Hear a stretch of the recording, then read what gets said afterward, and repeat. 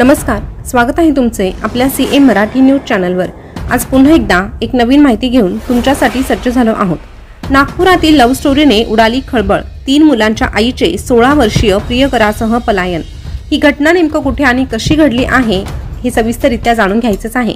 पण तत्पूर्वी जर तुम्ही आपल्या सीएम मराठी न्यूज चॅनलवर पहिल्यांदाच आले असाल तर चॅनलला सबस्क्राइब करा आणि शेजारचं बेल बटन प्रेस करून ठेवा, जेणेकरून नवीन आलेली अपडेट सगळ्यात अगोदर तुमच्यापर्यंत पोहोचेल।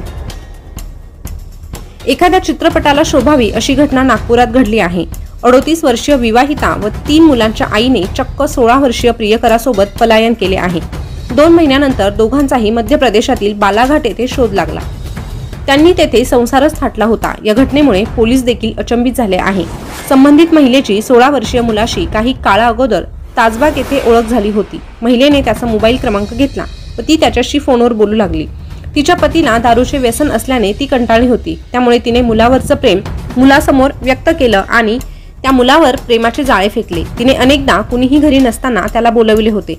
डिसेंबर महिन्यात ती त्याला घेऊन पळाली व थेट बालाघाट येथे पोहोचली। तेथे तिने तिचे दागिने विकले व भाड्याने खोली घेतली। अल्पवयीन मुलगा व ती दोघेही खाजगी कामे करू लागली। मात्र मुलगा बेपत्ता झाल्याने त्याचे आई वडील बेचैन होते। त्यांनी वाठोडा पोलीस ठाण्यात तक्रार केली। गुन्हे शाखेच्या मानव तस्करी विरोधी पथकाने तांत्रिक तपासाच्या माध्यमातून दोघांचा ठाव ठिकाणा शोधला। तेथे जाऊन पोलिसांनी त्यांना ताब्यात घेतले। पोलिसांनी अल्पवयीन मुलाला पालकांना सोपवले तर महिलेला पतीच्या हवाली केले। तिच्या विरोधात अपहरणाचा गुन्हा दाखल करण्यात येणार आहे।